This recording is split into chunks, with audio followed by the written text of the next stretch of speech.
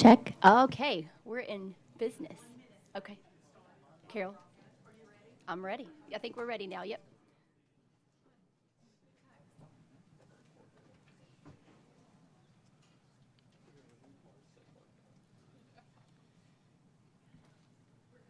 Okay.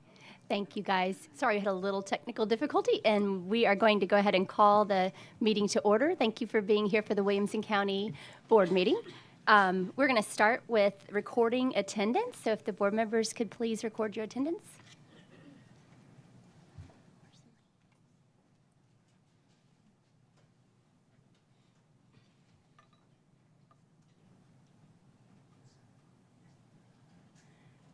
We have 12 board members present. Thank you. And I would like to just thank deputies, I've been working all day with doctors, Deputies Euler and Hooper for being here with us tonight. And we're going to start with standing for the Pledge of Allegiance. And we're going to have board member Sheila Cleveland lead us in the Pledge of Allegiance, followed by a moment of silence.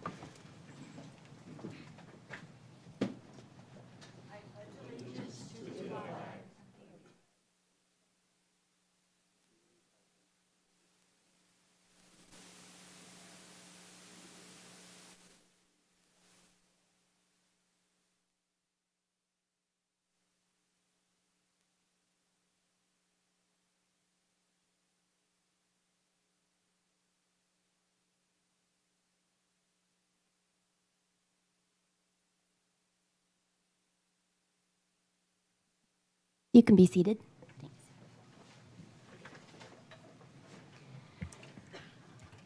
Okay. Thank you. Okay, our first item on the agenda is items of particular public interest.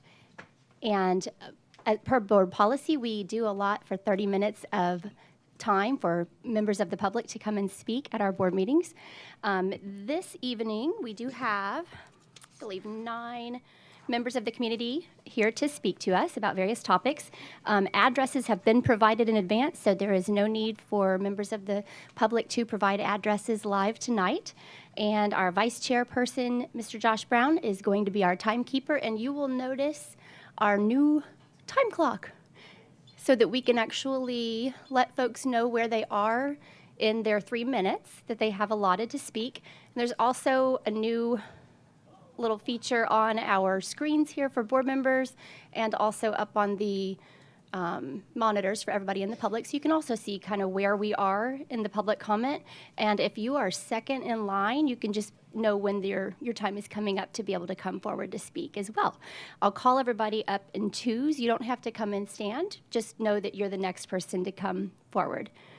And also just to let you know, board members don't typically comment after public speakers come up to speak to us, but we do very much appreciate that you've come to the board meeting to talk with us.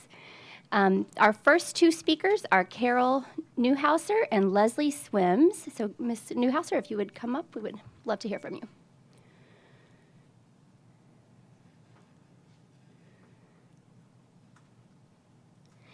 No, Ms. Newhouser.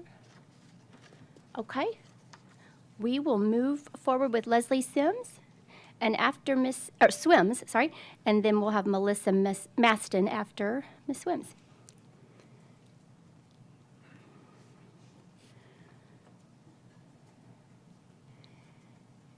Good evening. My name is Leslie Swims, and I have a 3rd grader at Clovercroft Elementary and a 7th grader at Page Middle. I'm here to ask the school board to consider a zoning review for McKay's Mill and Garden Club subdivisions. Our school splits have changed over the last few years and have fallen below an acceptable level. Allison stated at the work session on Thursday that the goal is to have a split not smaller than 30%. Page Middle currently has a 90 to 10% split. The 10% is made up solely of kids that live in McKay's Mill or Garden Club. This means that roughly 40 kids from Page Middle are currently pulled each year from their classmates to attend Centennial High School. Roughly 20 girls and 20 boys, and then they get mixed in with over 400 students at Centennial. They clearly are small fish thrown into a large pond.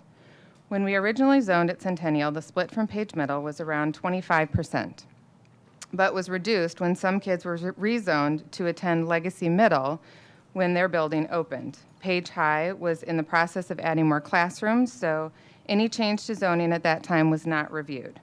I anticipate that this issue is going to continue to get worse as less kids are attending from Page Middle from Clovercroft. When Clovercroft opened, we were split 45% to Woodland and 65% to Page. This number has since flipped, and 45% of last year's class were zoned to Page Middle, roughly 50 kids. Out of those 50 kids, we're seeing many families from our neighborhood move or enroll in private schools because they don't want their kids to split again when moving from middle to high school. They are looking for more stable solutions during an already difficult time in their children's lives. Middle school and high school can be very tough to navigate, and having strong friend groups are very important. While I don't believe these low splits were ever intended, we need the district to look at them now.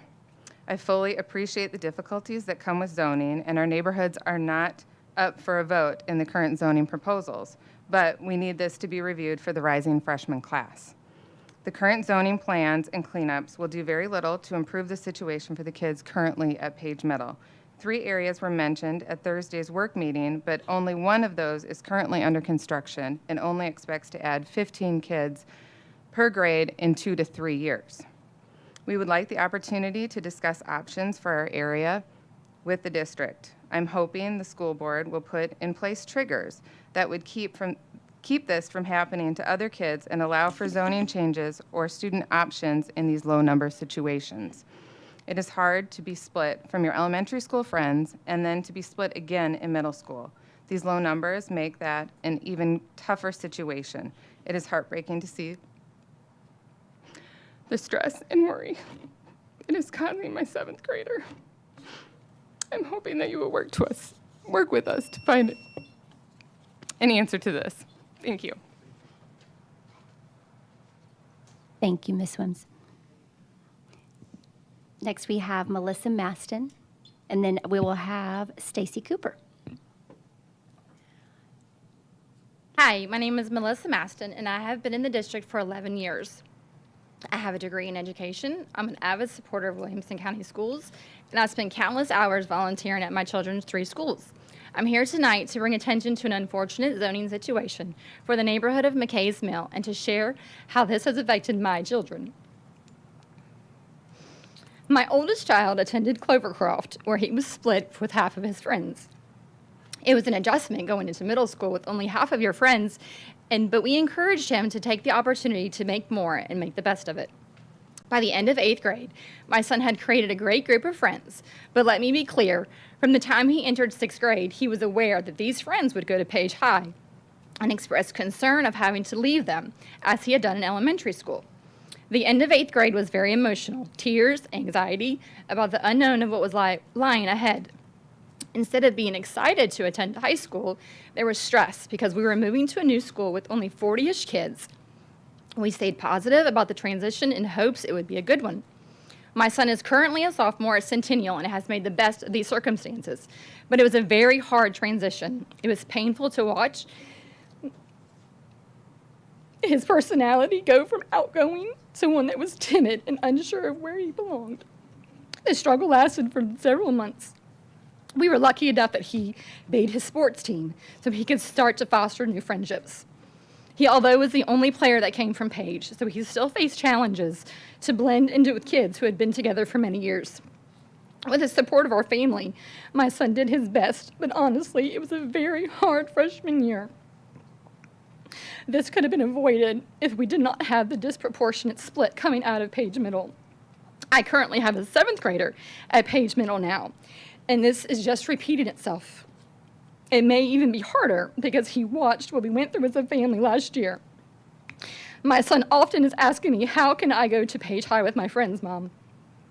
Middle school and high school years are tough. They're hard enough without losing the friendships and the support that those friendships provide. This situation has caused many of our McKay's Mill families to move to other neighborhoods so their kids can stay with their peers throughout high school. My kids do not embrace this idea of starting over in school, but the current zoning issues have forced this upon them, and we have been given no alternative options. I do not want to continue to have to go through this experience with my next 2 children. I feel that you have the responsibility to investigate the decreasing numbers of students that are coming out of Page Middle. A 90-10 split out of any middle school is not acceptable. We should never require such a small group of kids to start over, especially when entering high school.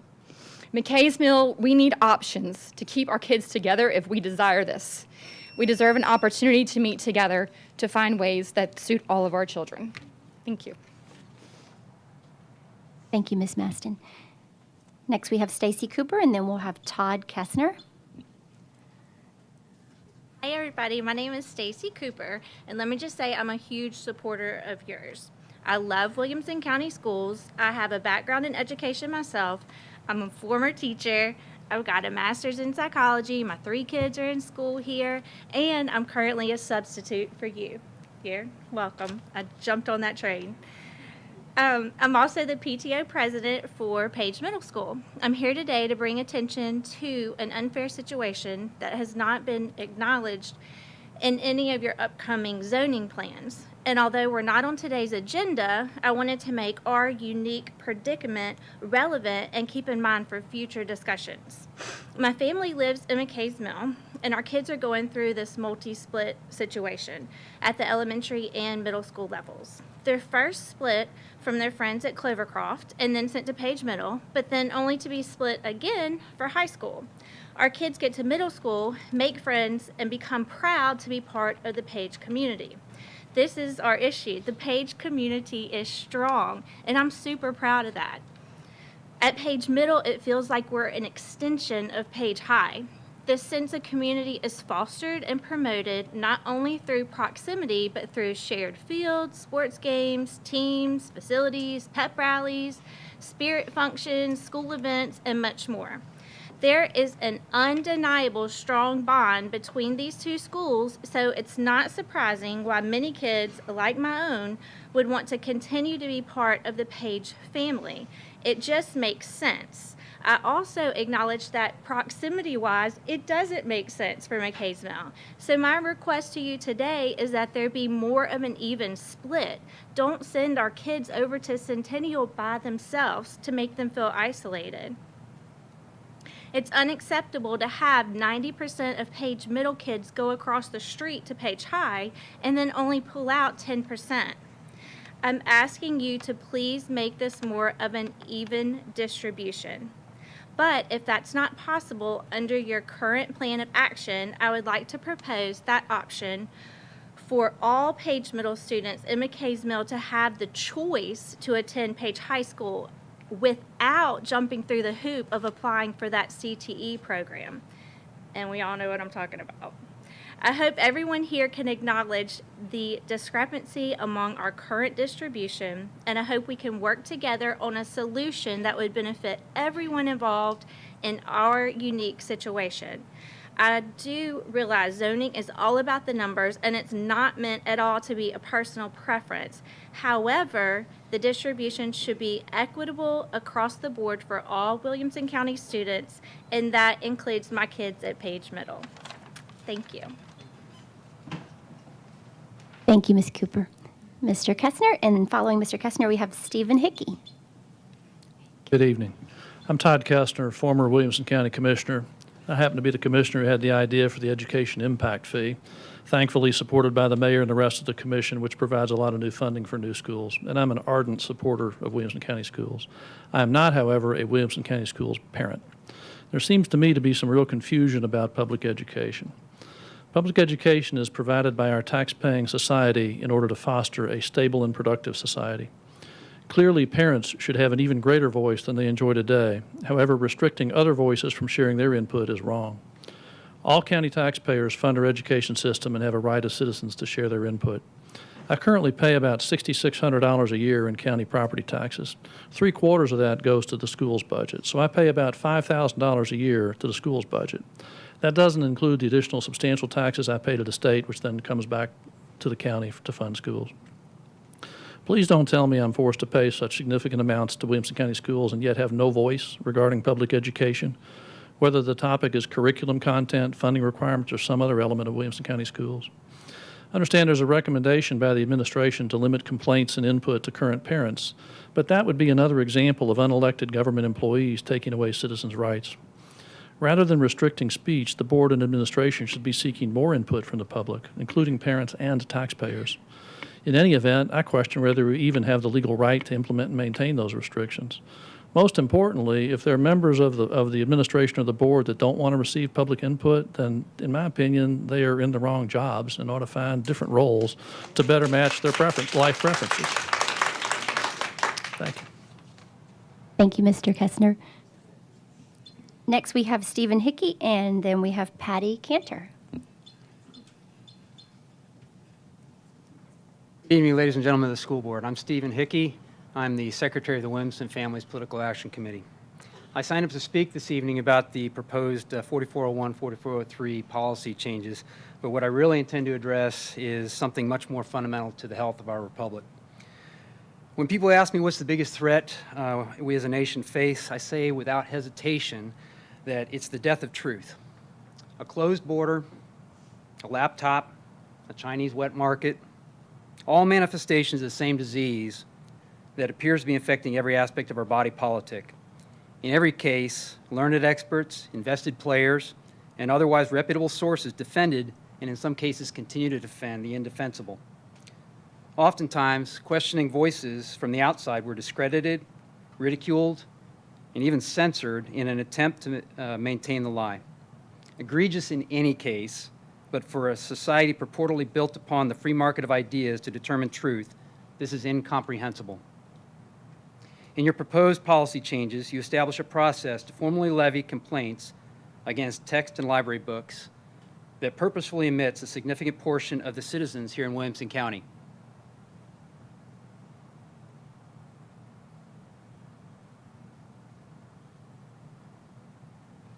You may have very well-intentioned reasons for this, but the fact remains that anyone who is not part of a select group is shut out from the formal complaint process and effectively muzzled from dissenting.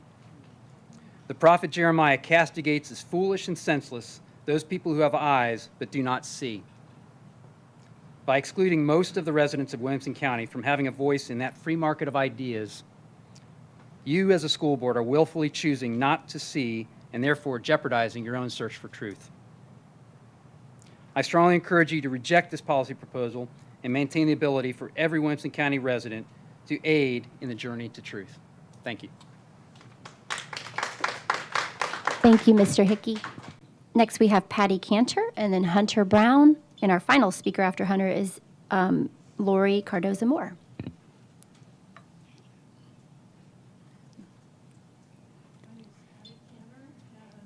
Franklin, Tennessee.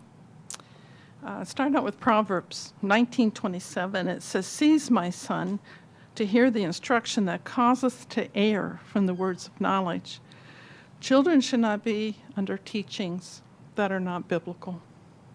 The Bible is our instruction manual in righteousness and is filled with a tremendous amount of wisdom and knowledge. The public schools don't really use the Bible. Parents that do use the Bible will find their children will be taught one thing at home and something else at the public schools. This will result in confusion. Children are to be taught consistent truth.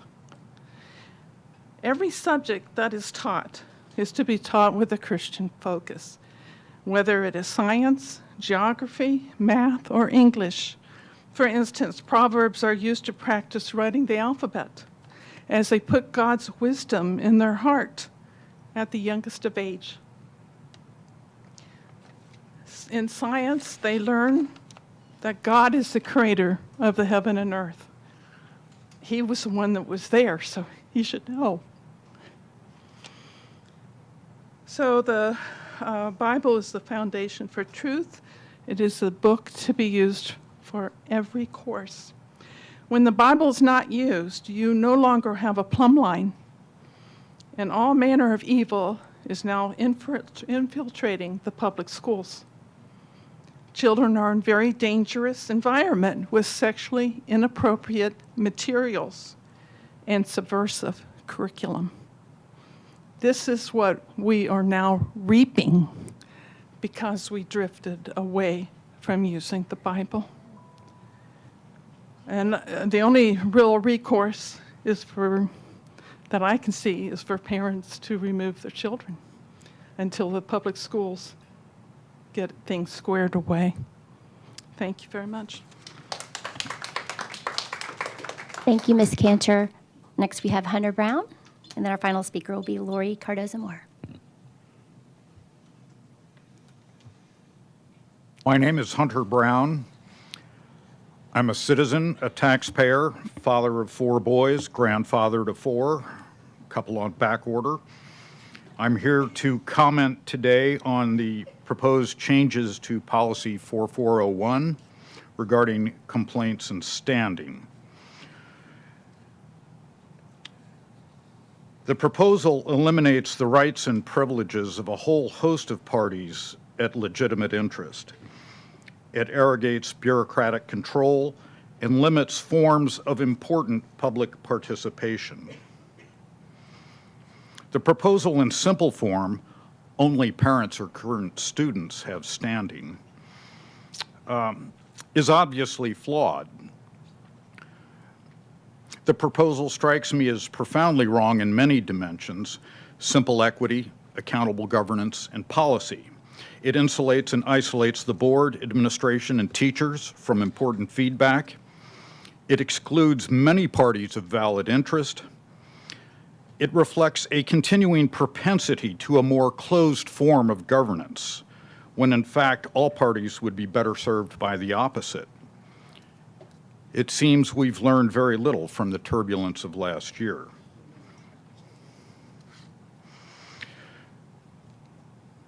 It seems if we look at the proposal in simple form, only parents of current students have standing. It's obviously flawed, and none would agree with that. And yet here the policy response is, we take away your voice, your right to participate. And why? For administrative ease, for unaccountable autonomy, an inability to manage the process.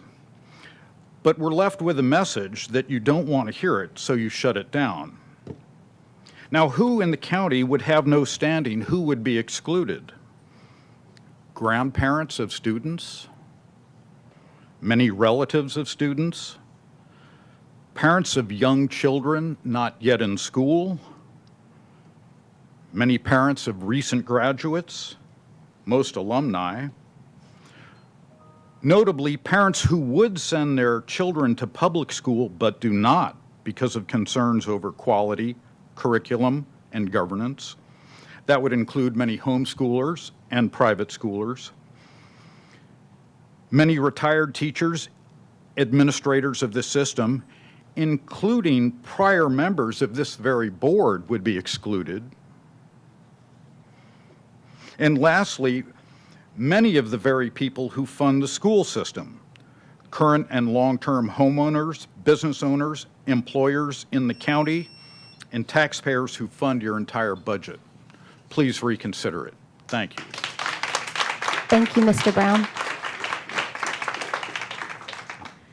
Good evening. I'm Lori Cardozo-Moore, and I am here to speak about the unconstitutionality of Policy 4401, or the proposal for 4401. In Article 1 of the Tennessee Constitution, Section 1, it reads that all power is inherent in the people, and all free governments are founded on their authority and instituted for their peace, safety, and happiness. For the advancement of those ends, they have at all times an unalienable and indefeasible right to alter, reform, or abolish the government in such manner as they may think proper. Section 2 states that government being instituted for the common benefit, the doctrine of non-resistance against arbitrary power and oppression is absurd, slavish, and destructive of the good and happiness of mankind. Section 23, that the citizens have a right in a peaceable manner to assemble together for their common good, to instruct their representatives, and to apply those invested with the powers of government for redress of grievances or other proper purposes by address of remonstrance. This school board has for over a decade assaults against parents, students, and tax-paying citizens' happiness, rights, and liberties through unconstitutional, unjust, and immoral policies and bureaucratic decrees. Eventually, honorable men and women will weary of it and take a stand in opposition to it. To treat the citizens as subjects instead of bosses is a reversal of the actual power arrangement.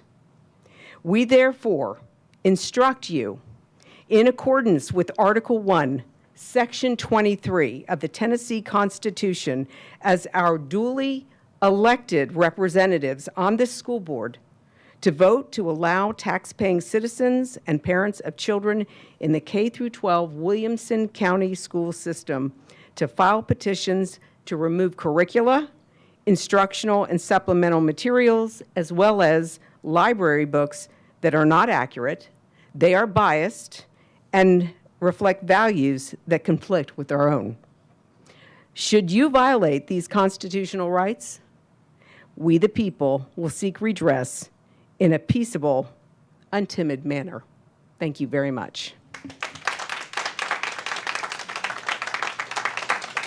Thank you. And thank you to all of the members of the community who came to speak tonight. We really appreciate your engagement. All right. We are going to go ahead and move on to the next item on our agenda, which is the approval of the agenda. If board members would like to discuss anything on the agenda, be happy to go ahead and have you hit your button for discussion. Motion first. Oh, but first we need a motion. Thank you, Eric. And Rick seconds. Thank you. Now we'll open, okay. So we'll open the floor for discussion. Okay, ready to vote?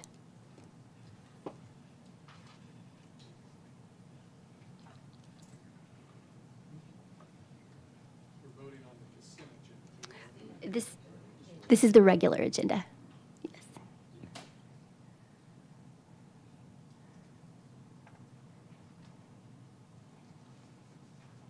Okay. Thanks. Your vote is 12 yes, 0 no. Thank you. Now we will move on to the approval of the consent agenda. And I will thank you, Casey. Do we have a second? Thank you. Jen is our second. Now, if anybody would like to discuss this item, open the floor for discussion. No discussion. We can move on for a vote.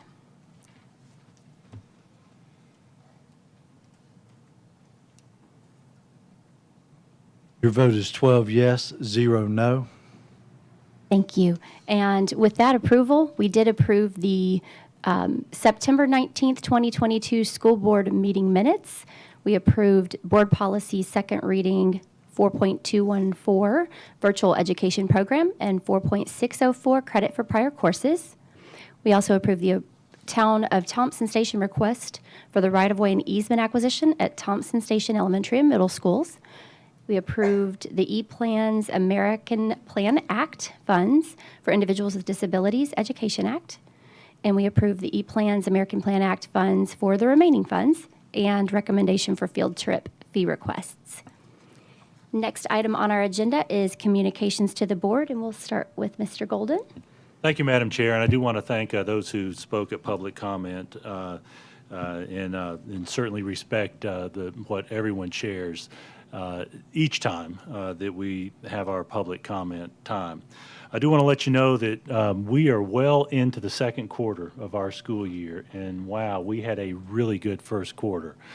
It is hard work. The work that our faculty and staff do to support our students and help them grow is very hard work. And each of our staff members who commit themselves to that work are emotionally committed to it, and I want to thank them especially. I know we have a number of principals here in the audience, and thank you all for coming to this meeting tonight as well.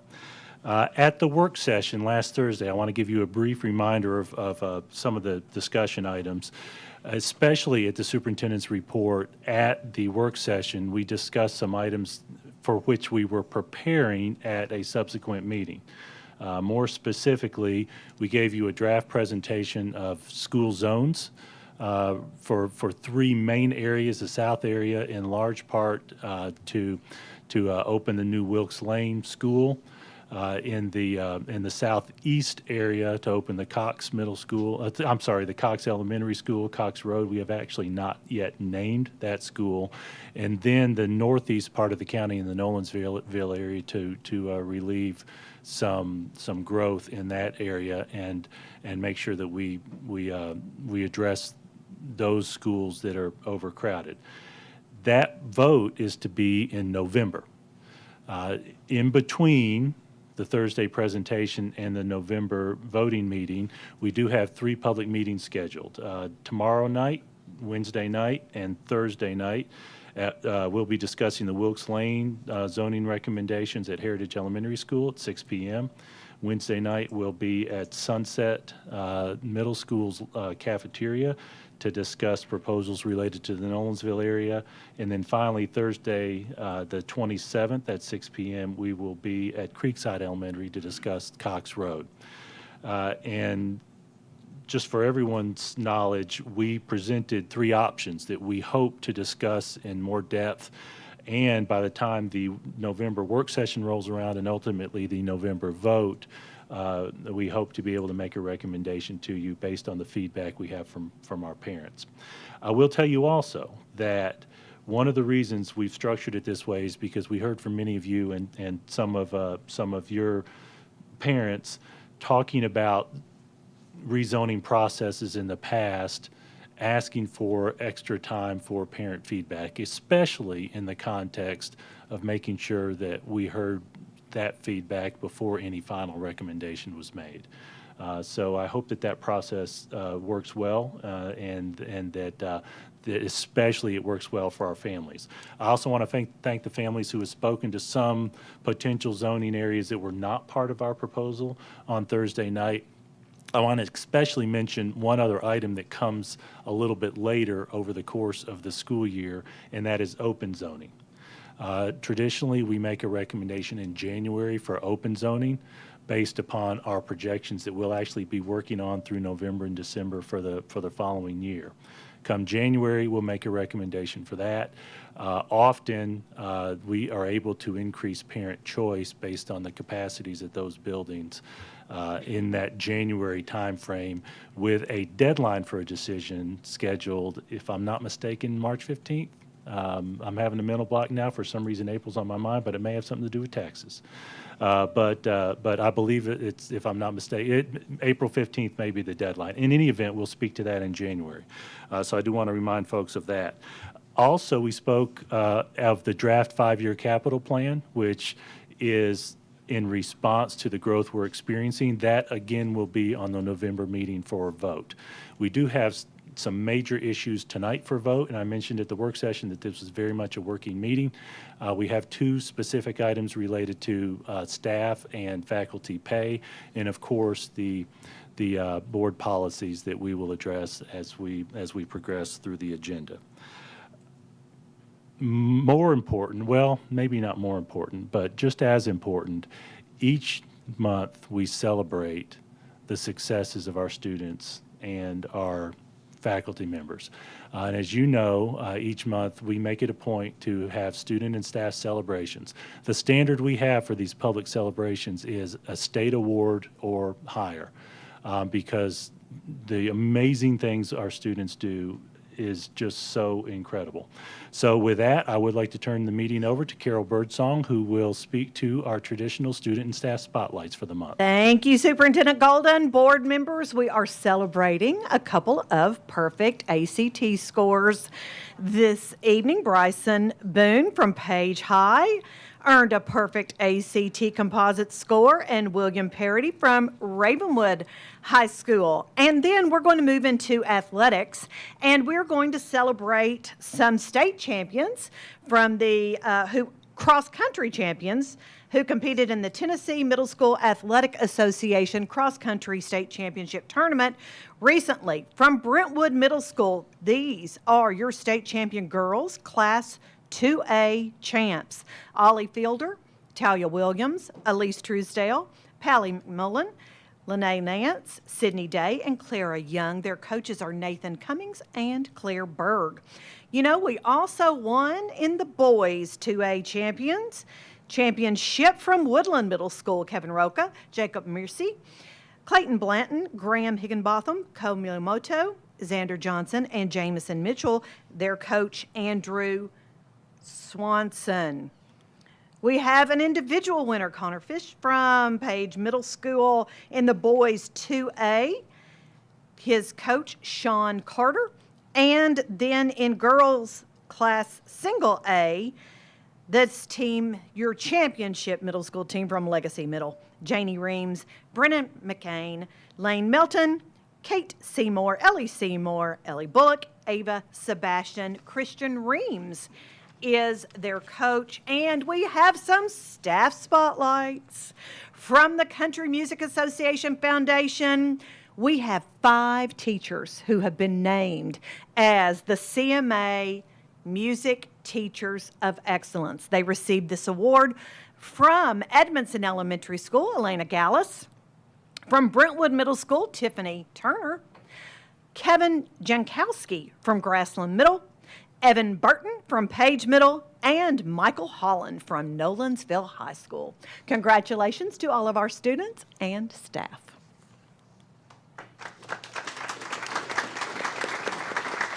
Thank you, Carol.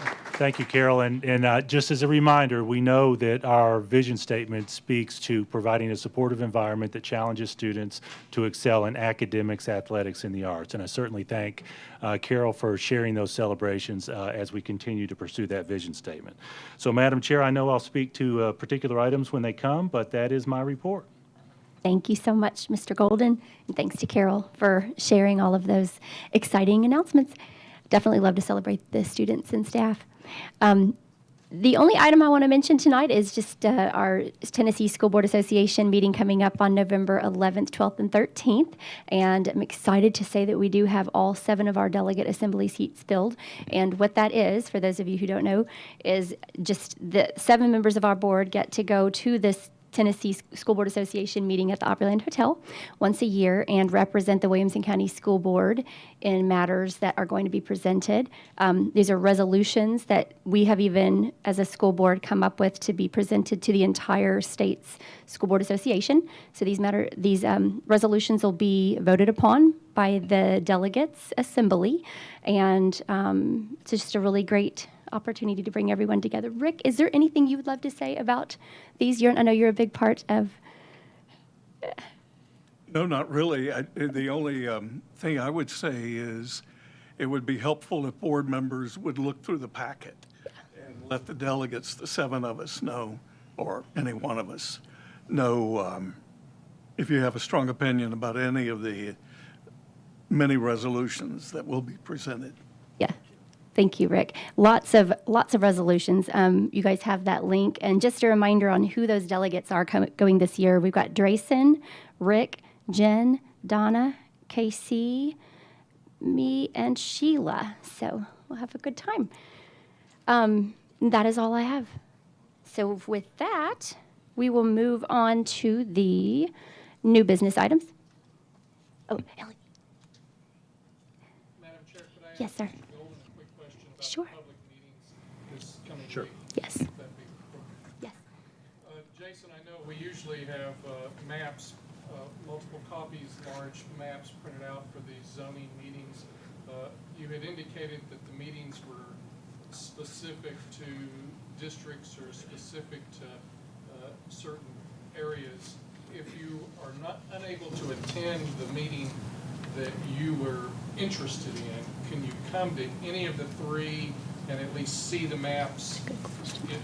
Will we have all the maps available at all 3 meetings, I guess is really right. Thank you for the question. So number one, our plan is to have the presentation limited to that area that we'll be discussing. You all, of course, went through the through the entire presentation at the work session. So our presentation is going to be limited to that area, really to save the time for the vast majority of the family members who will be coming. But we will have maps, so if someone happens to come, we'll certainly speak to those other areas as well. From a formatting perspective, our plan is to present that portion that's relevant to those particular 3 areas, and then break up for a Q&A time at individual tables.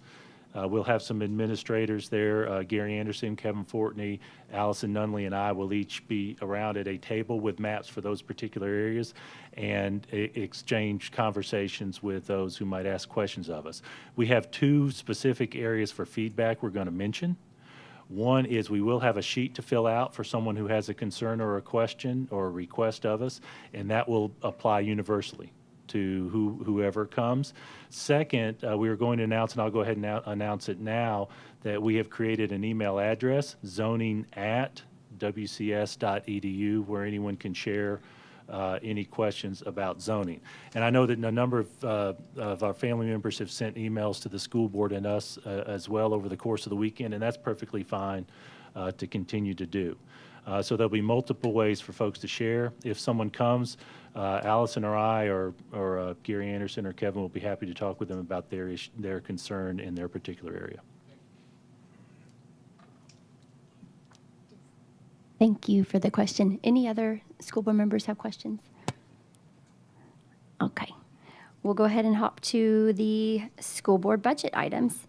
First item on the agenda is approval of the general purpose school fund amendment, 10.22, or the October 22nd, Safe Schools, $557,970. Mr. Golden? Thank you, Madam Chair. This is the approval of the Safe Schools Fund grant, and certainly recommend approval of this grant. A motion for approval? Mr. Wimberly, Mr. Welch seconds. Any discussion? No discussion. We'll go ahead and move to a vote.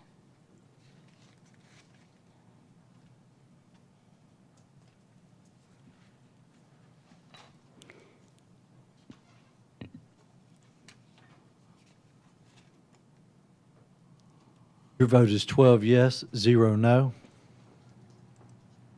All right. Our next item on the agenda is a general purpose school fund amendment, disproportionality, $1.2 million. Mr. Golden? Thank you, Madam Chair. This is a request by the state for accounting and auditing purposes to move some IDEA funds, federal funds, to the general purpose school fund budget for the $1,216,304.27 and recommend approval of this transfer. Have Mr. Cash motions and Ms. Apria seconds. Thank you. Any discussion? All right, we'll move to a vote.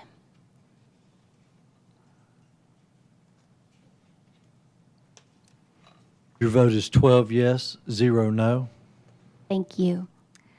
Next item is general purpose school fund amendment, disproportionality ARP for $139,000. Thank you, Madam Chair. This is a similar resolution related to IDEA ARP funds, moving it from the federal line to the state general purpose fund per state request. Do recommend approval of that. Do we have a motion? Mr. Elliott and Ms. Apria seconds.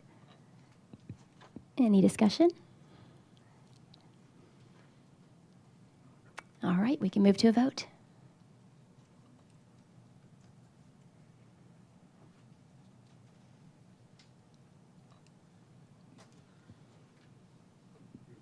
Your vote is 12 yes, 0 no. Our next item is general purpose school fund resolution buses, $2.4 million. Thank you, Madam Chair. This is the time of year, and actually it's a little bit earlier every year, time of year to purchase buses based on the schedule that the bus companies have for production of those. Just as a reminder, we do bid these products out. The request here is for a total of 18 buses, 8 general education buses and 10 special education buses.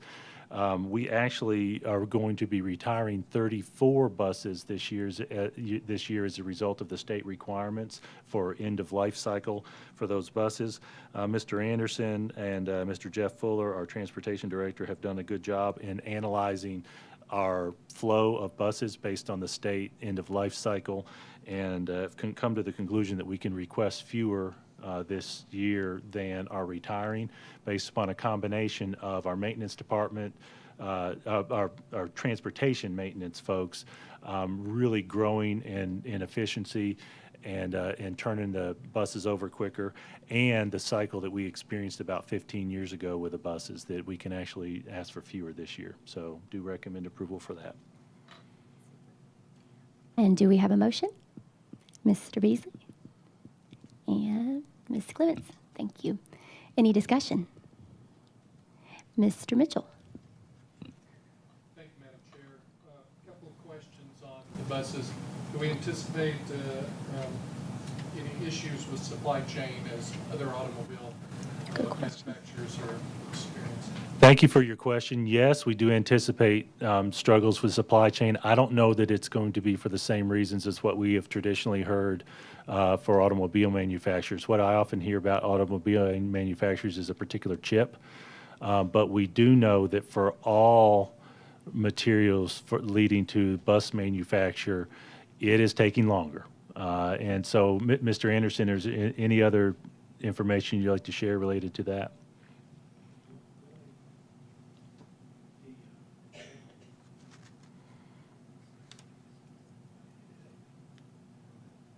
Okay. The only issue we were concerned with is length of time. We used to be able to order buses in February to come in July, and now we have to order them in September to come in maybe by July or August. That's the only issue we have right now. The buses are in production from this previous order, and we should be receiving some of those within this week or next week. So they seem to be making them just take some longer from time of order to time of delivery. Thank you, Mr. Anderson. We have what would be the impact to us in the fall if these buses, some or all of these buses were not delivered on time? Thank you for the question. We have a fleet that includes replacement buses. We have a scheduled cycle for oil changes and maintenance and tires. If there is a window of time at the first of the year, number one, over the summer, the staff makes sure that all of those are ready to go on day one.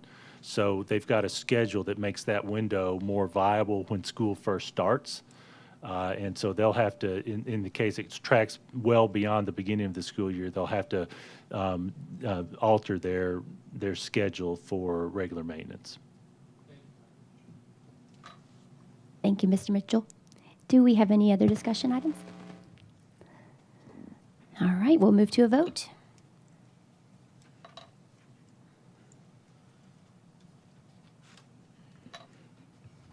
Your vote is 12 yes, 0 no. Thank you.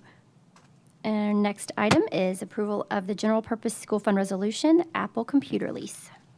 Thank you, Madam Chair. This is a request for approval of a computer lease for our CCTE program. These are some of the more advanced computers. You can see 277,000 and change. Based on the volume of what we ordinarily deal with, that's a relatively small number. It has already been budgeted.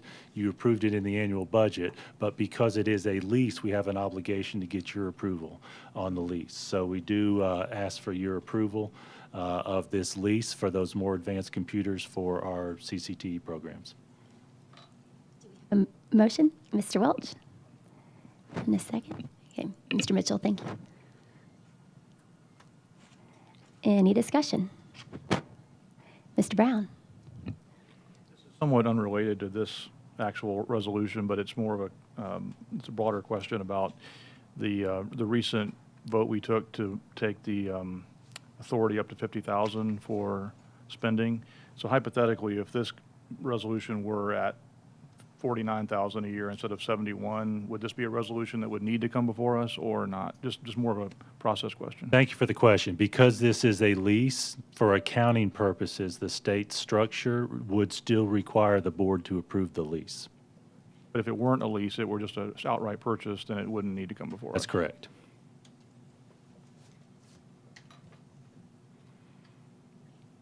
Thank you, Mr. Brown. Any other discussion? All right, let's move to vote.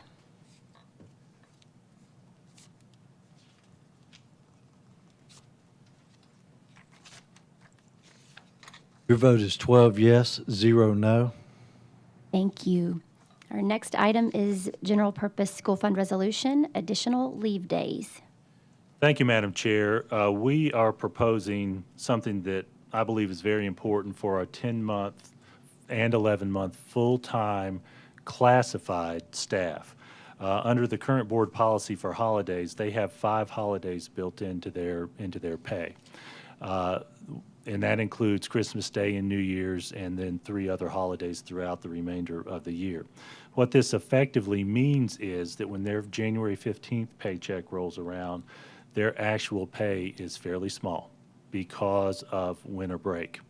And so we are asking you to approve an additional 5 holidays for our 10-month and 11-month full-time classified staff, stacking all 5 of those holidays during the Christmas break, during the winter break, so that when their January 15th paycheck comes, they will have an additional week's pay beyond that tiny bit they typically get. I do want to mention also, our teachers have, under the state contract structure, 10 holidays built into their 200-day contract. So this actually brings the 10 and 11-month staff to the same number of holidays built into their pay as our teachers. Certainly open to any questions you may have related to this. Right. Do we have a motion to approve? Okay. Mr. Hall and Mr. Welch seconds. And we have some speakers, so Mr. Cash. Thank you, Madam Chair. I think this will be very welcoming by these folks that are doing a lot of extra work and underpaid for it, by the way. So I think this is a great proposal, and I think we should go with it. Thank you. And Mr. Galbraith. Thank you, Madam Chair. Jason, I just want to clarify. You said full-time, but this is for all full and part-time employees, right? Based on the resolution. Actually, the holiday pay is, holidays and benefits are under policy only for the full-time staff. So this is for this particular resolution, it is for full-time. The next resolution includes all, including part-time. Ms. Hall, is there any clarification you'd like to give related to that? No, that's correct. The holiday pay is not and has not been available to any part-time regardless of their position. I'm reading the first whereas, and it says current market and conditions, there's a need for additional pay for our regular full and part-time employees. So, but it doesn't. I'm trying to figure out where it says that it's only applicable to full-time. You know what? Thank you for pointing that out. I'm seeing Ms. Farmer nodding her head. Am I correct that that's a typographical error? Yes, that should have been an error. When we were discussing, it was just the group as a whole, but then this particular resolution is just for the full-time because they're the only ones that accrue holidays. So part-time don't accrue holidays on their FTE? That is Correct.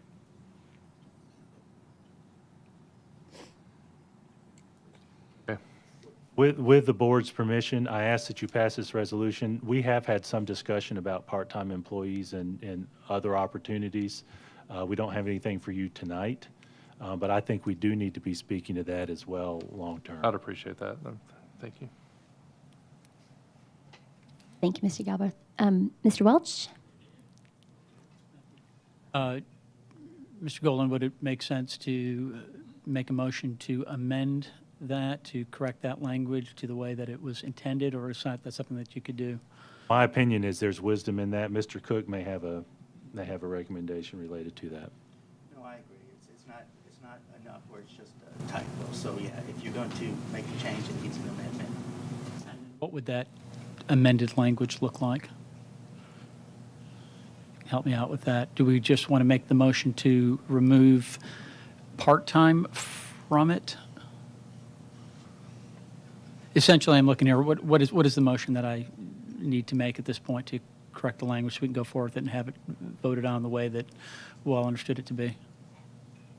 Let me go. The motion that you will have before you will be deleting and part-time from the first whereas. I don't see anywhere else it's mentioned. You were on the, Bobby, I'm having trouble hearing you with it. It's, You'll delete, the motion should be to delete and part-time on the first whereas. then I would like to make a motion to delete the first, oh God, you just said it, I'm sorry. Part-time on the first and whereas.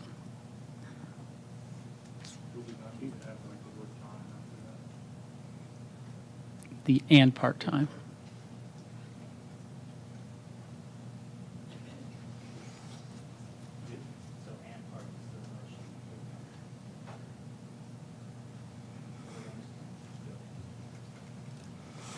Can we see the rest? Yep. So just to repeat, Mr. Welch's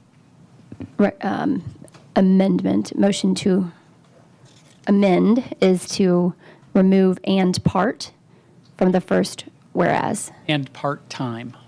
We have to leave time so that it You're reads correct. all I'm our sorry. regular full-time. Yeah. So remove and part dash. Yeah. Part hyphen. Okay. And we have a second from Mr. Galbraith on that. And do we have any further discussion on that amendment? And Mr. Golden, do you recommend accepting? Recommend approval. Okay. Okay, so no discussion on this amendment. So let's go ahead and vote on that, and then we'll get back to the original.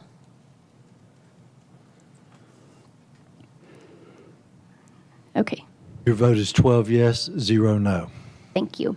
Okay, now we're back to the original item, original motion. And we had someone in the queue to speak. I believe it was Mr. Mitchell. Yeah, I was going to ask the same question. Okay, okay. So I think we need to probably go ahead and call for a new motion on the amended item. Is that, no? We're good on that? The motion in second. Okay, good. So we're good on that. So any new discussion on this item? Okay, we can move to a vote. Recommend approval.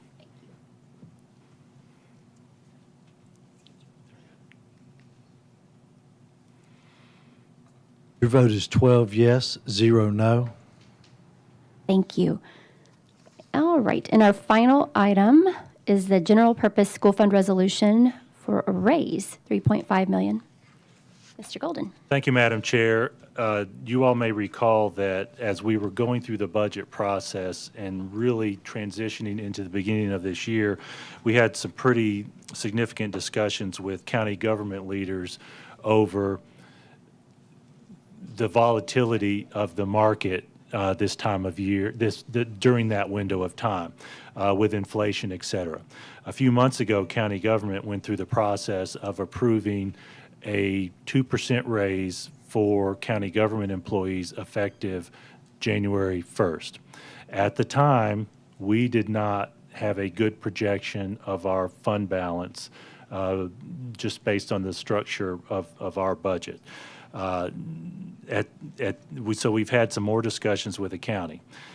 Based upon Rachel Farmer's projections of our sales tax, we do believe that we can get a 2% pay raise effective January 1st with what she projects at this time, a relatively small encroachment on the 3% fund balance that is required of us on July 1st of each year. After conversations with county government administration, we ultimately came to the conclusion that it's the most appropriate thing to do. And I will say that from what we project right now, we are pushing to the limit of what we believe we can afford, and I think that's the right thing to do. Because sales tax has increased, as inflation occurs, sales tax revenue increases a proportionate amount based on purchases if something costs more. The right thing to do is, to the extent we can, get those funds to those who do the work. And so based on that, I do recommend your approval of this resolution. Thank you. Mr. Wimberly, motions to approve. Do we have a second? Mr. Beasley, seconds. And do we have any discussion? We've got a couple speakers. Okay, Mr. Haw. Thank you, Madam Chair. Mr. Golden, this is very brief. I just really appreciate your taking advantage of every opportunity, every step of the way to do right by our teachers and support staff. This is another in a series of incremental increases that we've done whenever we've had the opportunity, and I appreciate your leadership on this. Thank you for that. And you mentioned the incremental. With the board's permission, since you touched on that, I did jot myself some notes. In July 20 of 2021, July 1, we had a 4% raise. That was after no raises in 2020. February of 22, mid-year, we did a $1 an hour raise for all hourly folks and a 3% increase for salaried staff effective in February.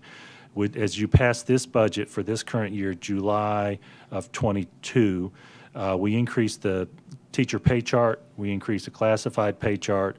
The minimum pay increase for any staff member was 2%, and that was generally the higher administration folks. Other employees received as much as a 10% or more pay increase with that July budget. Now this proposal, with an extra week's pay for our full-time classified staff plus a 2% for everyone, would continue that effort over these last 2 years. Thank you, Mr. Golden. Okay, Mr. Brown? Thank you, Madam Chair. First of all, 100% supportive of this. I think it's great that you're bringing it forward again, and applaud you for making sure this is being done consistently. Really a forward-looking question. When we think about all of these raises you've just cited, that's obviously building our base every time we do that. And as we look ahead to maybe leaner times when the revenue's not coming in the way that it has been the last couple of years, have we thought about the point that we would get to where the existing revenue stream would no longer support the raises? I mean, do we know where those lines cross? Have we projected that? We've had a lot of discussions about that, and a lot of that does depend on inflation. And I'm going to invite Vicki Hall to speak to this as well. We have three main sources of revenue for the work that we do. One is property tax, and there's a different property tax rate for commercial property and residential property. Commercial pays a higher percentage. Two, we have sales tax, and then three, we have direct funding from the state. We have consulted with county leaders, especially on this issue, because ultimately they're our funding body, and they have decision-making power over the first of those three, the property tax. So we are very careful in that thought. We do know that the state projects some increase, undefined as yet, through their new funding formula. We're very curious about that. From a timing perspective for this raise, for it to go into effect January 1st, we need a vote from you all in October, because it needs to get to the county commission in November for an implementation in January. We believe, without having a perfect crystal ball, that because of the inflation rate, the chances of that inflation rate dropping is pretty slim based on our recent experience. So this amount we project that we'll be able to sustain. The bigger question is going to come after we hear from the state with a projection of what we actually get from TISA and how we prepare for the July 1 budget next year. Thank you. That's really what I was thinking about as we do this, and then we presumably would be you'd be bringing forward a recommendation for another one on July 1, which is customary. Hasn't always happened, but customary. So we're on a good trend with these raises, so I want to make sure I say that, but at the same time, just flag that at some point, the economy may not be as good, revenues may not be as strong. To your point, the county commission's got to make a decision about the revenue side of things. But just wanted to flag that. Thank you. Thank you for It is, doing it. it is a concern of ours, and staying competitive and in a growing, in a market where it's more competitive every time is part of that as well. But it's 100% the right thing to do, so thank you. Thank you, Mr. Brown. Mr. Galbraith. Thank you, Madam Chair. I'm not going to make a motion to amend. We had lots of discussion. I mean, at the end of the day, we're talking about the best way to get our employees more money, right? I mean, so I'm completely supportive of this. I guess all I would ask, in the spirit of forward looking towards the budget is the continued look at our classified pay scale, for which percentage increases don't get us there. We can't possibly do a percentage increase for all employees that would impact the classified pay scale. And when you're looking at the dollar amounts, they're very, very small compared with trying to make a similar percentage increase to all teachers. And so I don't know, we treat them differently. They've got a separate pay scale.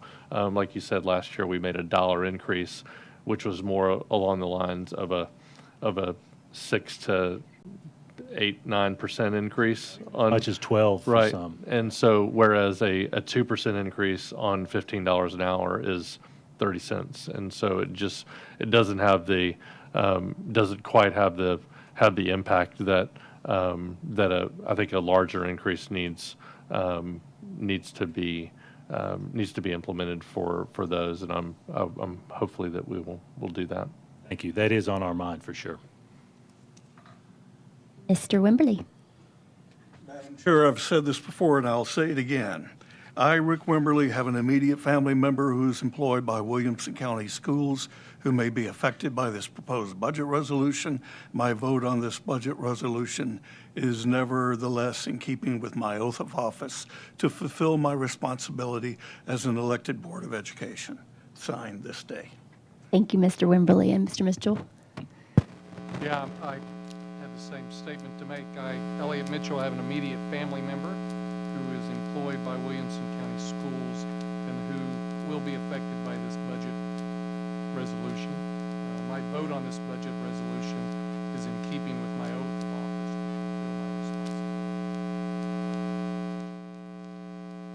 Thank you, Mr. Mitchell. All right, do we have any further discussion? All right, let's move to vote. Recommend approval. Oh, thank you. Thank you. Thank you. Your vote is 12 yes, 0 no. Okay. All right, we are moving on to approval of board policies. Second reading. Our first policy is 4.401, the textbooks and instructional materials. Thank you, Madam Chair. There's a proposal from the Policy Committee for a textbook and instructional materials in the policy. The proposed vote right after that is a companion vote, and the next two votes are actually companion votes to that as well. So I wanted to point that out. In the past legislative session, the legislature passed two new laws that are relevant to the work you're doing tonight. One is a law establishing that there was to be a textbook commission, and I'm paraphrasing their role. But as part of that law, it established a structure that we are to have a policy in place that gives feedback for parents, students, and teachers related to curriculum. And that is again a companion to another law related to library books that mentions the same language, that there is to be a feedback process for parents, students, and teachers. Related to that, we have had a longstanding policy that allows for reconsideration of instructional materials. Coming out of the Policy Committee meeting, after considering the existing policy that we have and the proposals that are before you, we do propose that there be a policy in place related specifically to textbook and instructional materials that include that language that the legislature passed related to who we are to receive feedback from. Our policy includes a specific formal process that allows for a request for reconsideration. Certainly invite Dana Osbrooks, who is here, who assists the policy committee with any details you may have related to that. Thank you. Happy to answer any questions from board members. I will agree that the language in both of these policies are from two recent state legislation that passed this last session.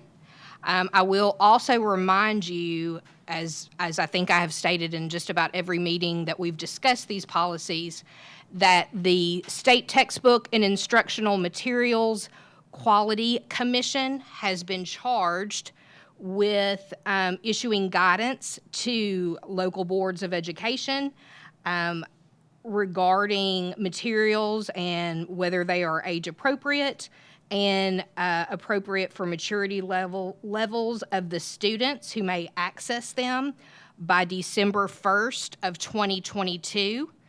As of right now, there is no draft guidance. However, the State Textbook and Instructional Materials Quality Commission does have a meeting November 9th. Based on a draft agenda, it appears there will be some discussions about library books. And I also want to point out that they are also charged with creating an appeal. So school board members, if you were to vote to remove a library book, there would be an appeal process. We'll get that guidance from the State Textbook and Instructional Materials Quality Commission by December 1st of this year.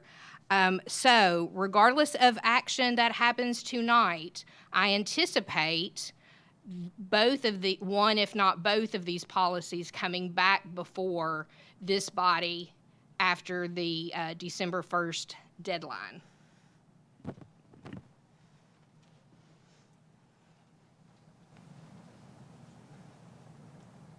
All right, we can move to discussion of this policy. Oh, motion, thank you. Mr. Welch motions and Mr. Haw seconds. Ms. Clemens? You ready? Yes.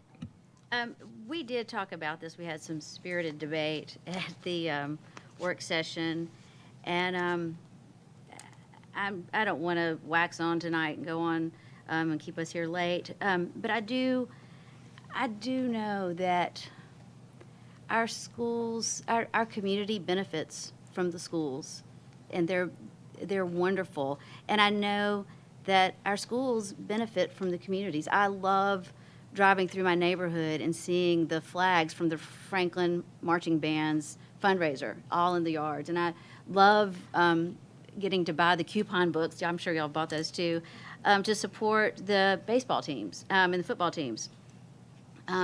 So, and all of our tax dollars, our property tax dollars, 75% goes to the schools, and that is wonderful. I love that we support our schools across the community. And one thing that I kept hearing at the work session was you need to have skin in the game to be able to make a comment, and skin in the game would mean a child in the school. And I understand, I can see both sides of this, but I was thinking about this when I got home, and there are some people who might not have a child in the school, but they have a heart in the matter. They care deeply about the schools. It might be because they taught in the schools. It might be because they have grandchildren in the schools or nieces and nephews.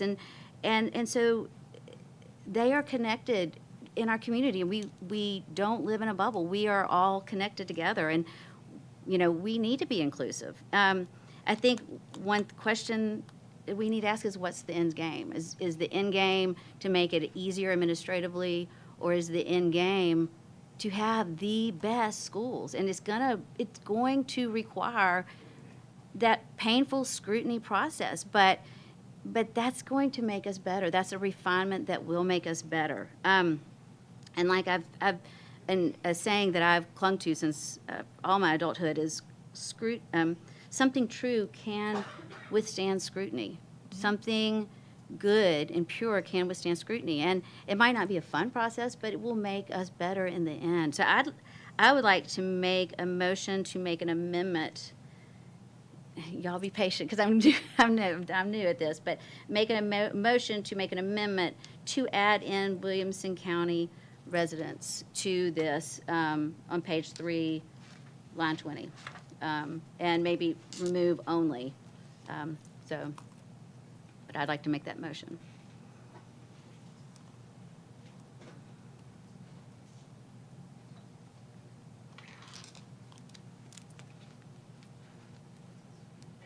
So can I clarify what, okay, Ms. Clements is suggesting. So Ms. Clements is suggesting that the board consider her motion to remove the word only from line 20 on the 3rd page of this policy and add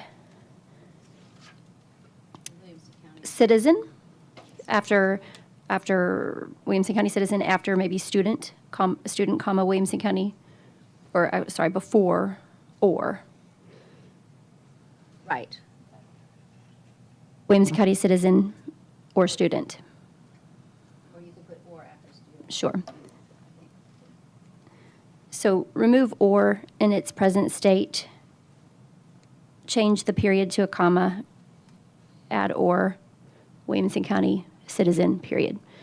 So it would read, a complaint about board-approved textbooks, instructional materials, and supplementary instructional materials may be made by a current Williamson County parent, guardian, employee, student, or Williamson County citizen, period. Okay? So that's the current amendment on the floor. We will need a second for that amendment. Mr. Cash seconds. Mr. Golden, what is your recommendation? Well, should be some discussion related to that first. Let's go ahead and open the floor for some discussion on that amendment specifically. Ms. Cleveland. Hey, I do appreciate, Donna, everything you said, and I do agree with a lot of what you say. These, just so we have a context, these two policies went through 2 policy committees and 2 board work sessions, and it was not an easy debate, as we all know. And, but the policy that is before us is the result of this. And I know the school board has received many emails stating that this could potentially take away the taxpayers' rights to be heard regarding the future of Williamson County education. Voting to allow WCS parents or guardians to file a complaint on the textbook, instructional materials, or library books, in my opinion, is not taking the voice away or not considering taxpayers' opinions. There are several ways that a non-WCS parent or guardian can voice their concerns. They can talk to the teachers, the principals, the superintendents, the school board members, their legislators, and the director of curriculum. They can all listen and take their concerns. The only difference is the actual formal complaint. And I understand there are concerns about age appropriateness, and the State Board of Education, WCS administration, and staff are working on this.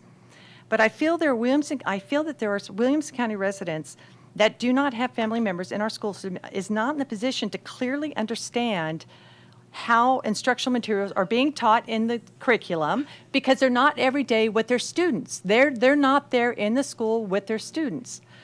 Okay, and I'm not making a blanket statement for everybody, okay? There are people. No, I'm not. I'm saying it right here. I'm not making a blanket statement. Ms. Cleveland, I'm sorry to interrupt. I just want to make sure that we give Ms. Cleveland the courtesy of being able to speak uninterrupted. I can appreciate your opinion. I just want you to see where I'm coming from, and I do represent a lot of parents that are okay with this policy.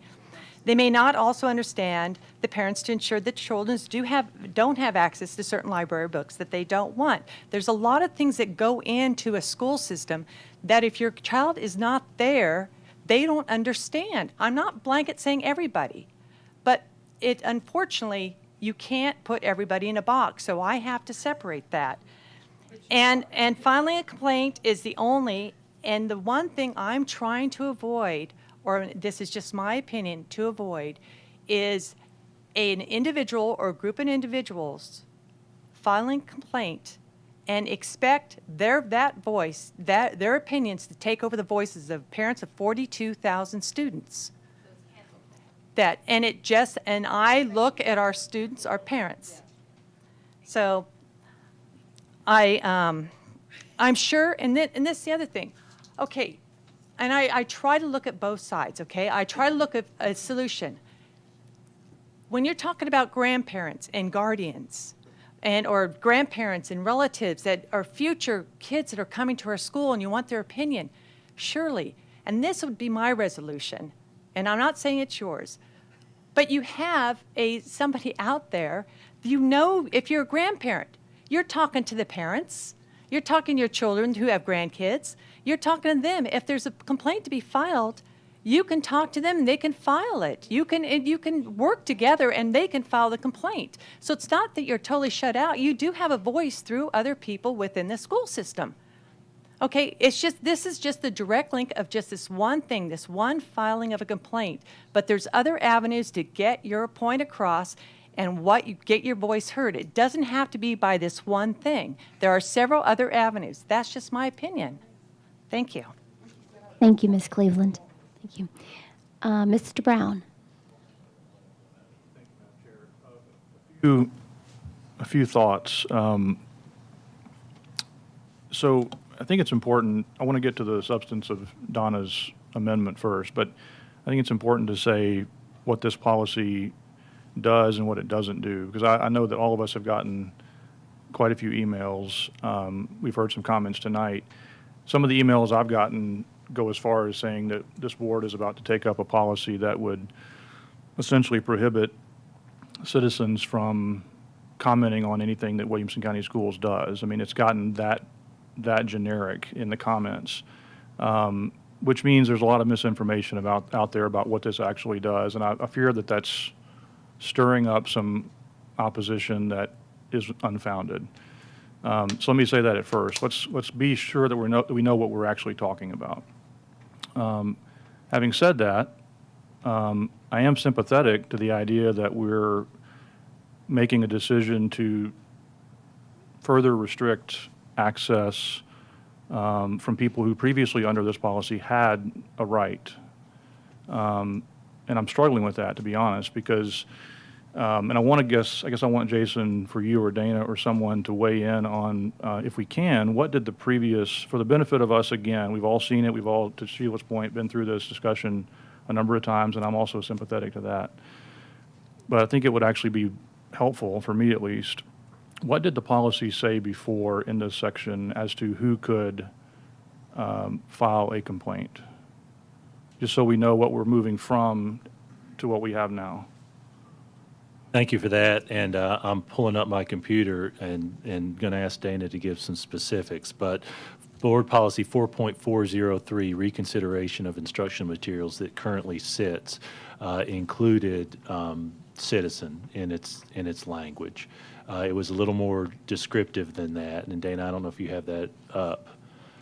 Okay, so we're doing the same thing. It did include that. So to your point, this draft proposal from the policy committee does use different language and does not include citizen.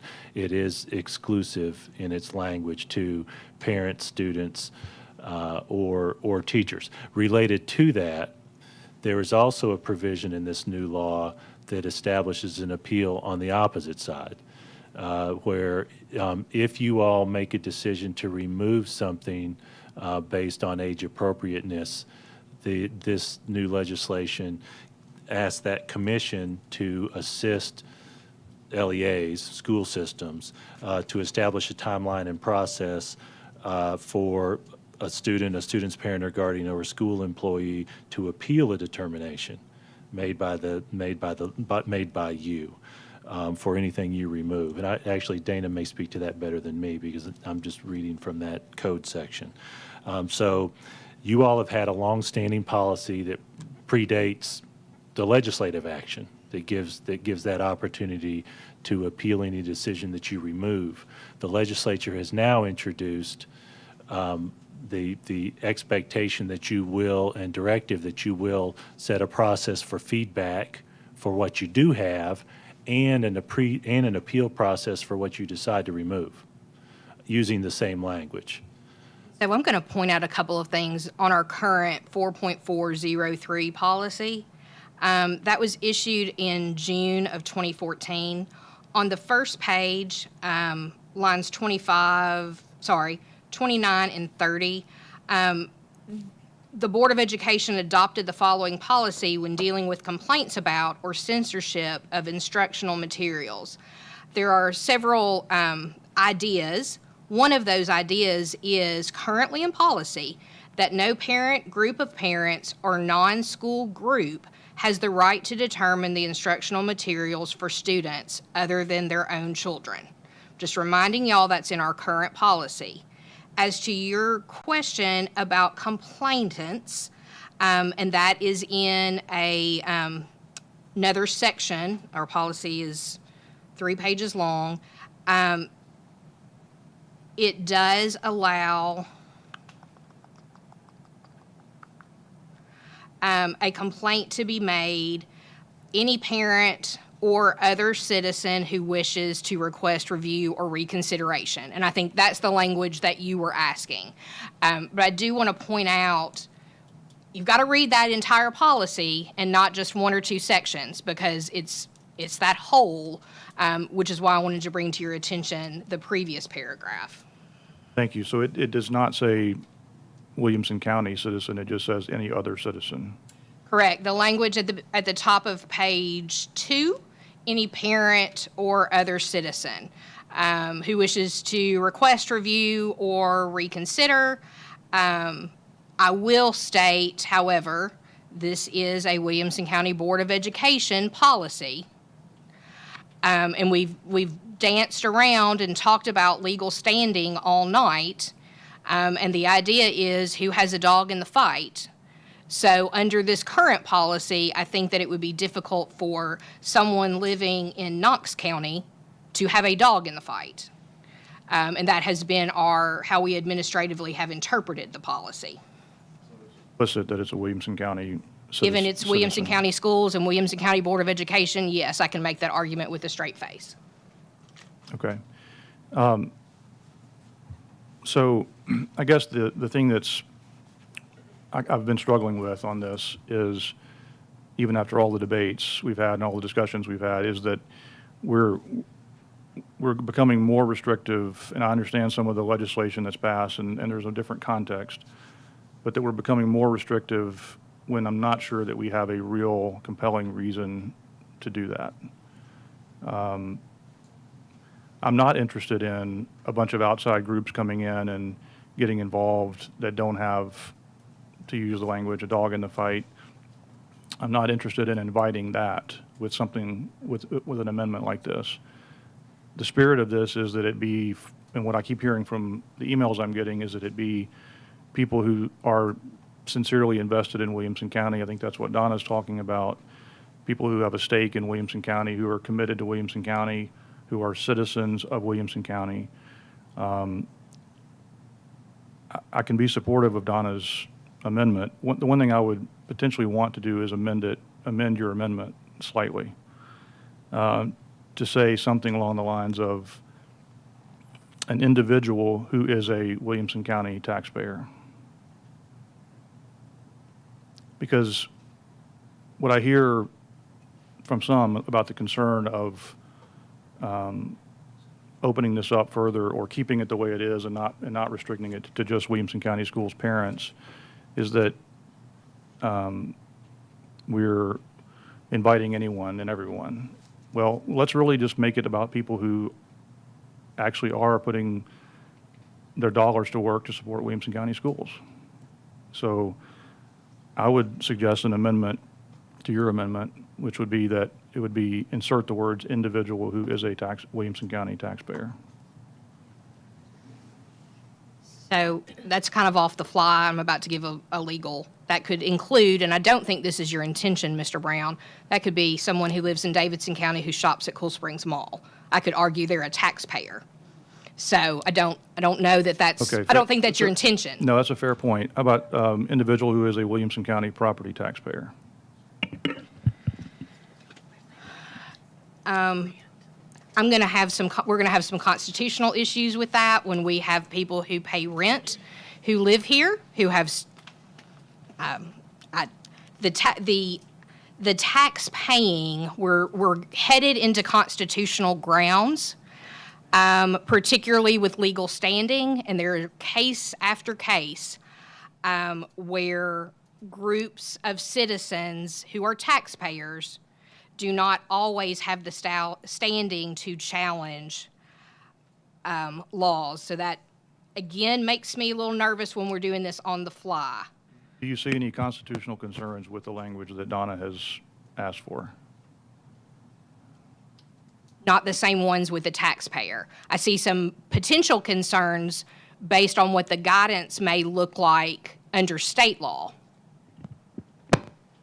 So you're, okay, that's where I was going to go next and kind of wrap up my comments, is that the point about what we're expecting might come from the state. I think we all need to acknowledge that we're going to revisit this when that guidance comes, but I'm comfortable that we go with Donna's amendment until that time, and then if we need to make a further change to it, which we may anyway, then we take it up at that point.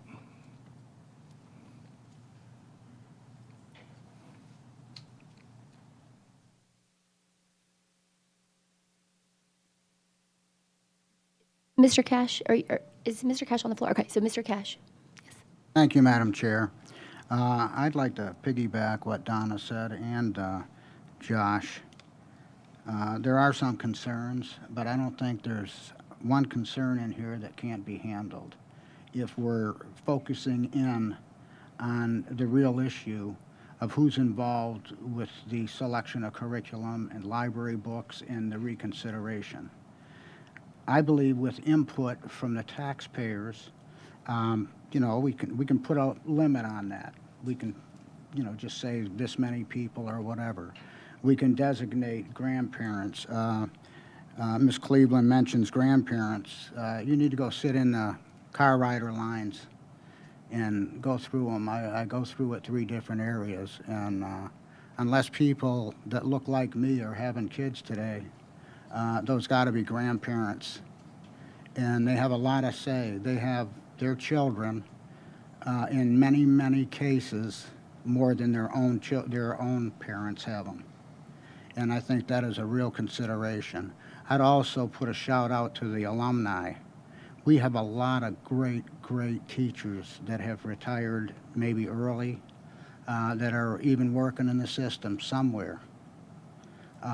Possibly substituting, that I think would be glad to come in and head off a lot of these issues on the front end rather than at the back end with reconsideration, if you understand what I'm saying. I think this can all be worked through, and like Josh said, that we're going to be revisiting this very soon again. So I'd like to support what Ms. Clements put out there and continue on with this very same conversation. Not go into every line item, but have Ms. Osbrook show us all the constitutional stuff, the laws, and so we understand them completely. The law doesn't say we can't have more people on here. It doesn't specify that we can't have a grandparent or a teacher on this committee. And I think that's what we're trying to do, is extend these committees a little bit to encompass a greater source of not so much knowledge, but input and ownership for the curriculum. So I'm going to support this. Thank you. Thank you, Mr. Cash. Mr. Hall? Thank you, Madam Chair. One thing Mr. Cash pointed out that I like and I wanted to underscore is that taking care of this on the front end is really important. We're talking about the reconsideration process, which is well after the fact. After the money's been spent, the curriculum has been shared with teachers. The students have been taught this curriculum. They've been exposed to the materials. They've read these books. This board approved this curriculum, which was state approved, unanimously. And that is the point at which we do see and invite public feedback. We solicit public feedback and input into the textbook adoption and instructional materials as we adopt them. So the focus really should be on that part of the process. The reconsideration should be a rare exception. And in those rare exceptions, I would submit that the fact that you may not have the ability to individually request and kick off an administrative process using hundreds of taxpayer-funded hours of support staff and volunteers who've elected to be on these committees is not, I would argue, disenfranchisement. You've got elected officials that you can reach out to. Public input has been very effective on this topic. We've talked about this policy for months. It has gone into committee, it has come out of committee, it has gone back into committee, and we're still talking about making more changes. I don't understand. The tire is hitting the road here. This is the opportunity to make any changes that we have. I appreciate that Ms. Clements has proposed an amendment. I like the process that we've talked about, where you work through your teacher, your principal, your school, and request recourse via that avenue. But aside from that, there are tens of thousands of people who qualify to submit a reconsideration request. You can reach out to a board member. A board member could submit this under this policy. Guardians, I think that's a very important part of this criteria for who can submit a reconsideration request. So again, the public feedback avenues that are available are welcome, and we do hear from that, and that has influenced this discussion significantly. Thank you, Mr. Hall. Mr. Brown. To underscore a couple of things, in Casey brought this up, which made me think of this. The concept of disenfranchisement or taxation without representation, I've seen that in a bunch of the emails as well. I don't subscribe to that. I don't think that's what this is. I mean, we're elected school board members. We're elected to come on here and have these discussions and have these conversations. So I don't think that's what this is. But I do think there's a wisdom in thinking through why are we changing a policy? Why are we changing a part of a policy that's not really being driven by some legal requirement? And that's what I've struggled with trying to find. Is there a legal requirement that's pushing us towards this? And I don't see it. And that's why I'm willing to support Donna's amendment. The other thing is I want to point out for context that, and I got clarification on this today, that the last time this review process was done, which was we all voted on recommendations in February, I believe, if my timing is right, that process was very visible and I think we'd all agree, fairly contentious. Of the 38 complaints that were filed during that process, I believe 30 of them were by Williamson County Schools parents and 8 were not. So I think for the concern that there's going to be this flood of people who aren't parents coming into the process, maybe the most recent experience would help inform that might not be the case. Not saying it won't, but it might not. So just for context. Thank you, Mr. Brown. Mr. Galbraith. Thank you, Madam Chair. I guess I wanted to have this discussion, particularly and make sure that we are doing this. I think there was previous.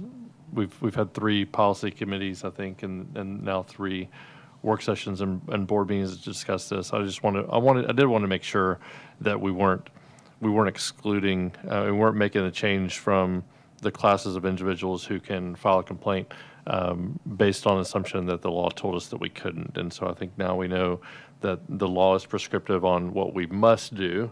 And then the question is, do we want to, and obviously that law came out, and these 2 laws that are consistent in their wording, they came out well after we had established this policy back in, or at least updated it back in 2014. So I'm actually comfortable. I am sympathetic to for the most the people I'm most sympathetic to, I guess I understand the argument on both sides. Those who will be in school, like those are the ones that keep on tugging me back on how do we do this. But I look at this from a standing perspective, and somebody who might have a problem that we've limited the ability to this complaint process. And I keep coming back to the fact that they're outside of their taxpayers, outside of the taxes being paid.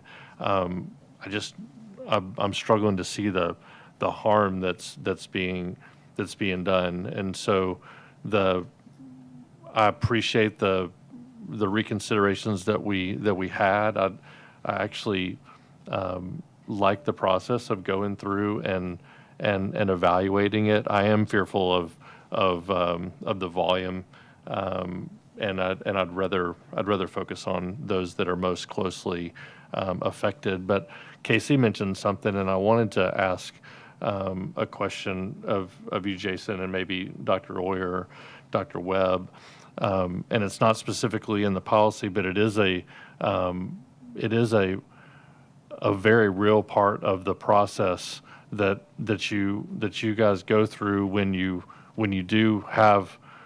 a parent has an issue with their students' instructional materials, and that is the discussions that happen with the teacher and the principal. And can you give us some feedback in terms of what those discussions, how they run? Is it possible that before we make a judgment on, are there ways to modify to accommodate the needs of the parent, so that all students aren't having to have their curriculum modified, and maybe it's just the ones that have the biggest complaint about the curriculum? Thank you for the question. I'll speak to that and invite Dr. Oyer to start right after me, because she's had the depth of the most recent experiences with our elementary ELA curriculum. I think there's a lot of wisdom in the policy language that asks parents to speak with their principals first, because it really gets to the heart of what we do, serving students. And we take everyone. We take students where they are. And so when someone is concerned, when a parent is concerned or a guardian is concerned, that is that first step. Talk with your principal. And that starts with a sharing process where a principal invites the parent to share so that they can get to the heart of their concern.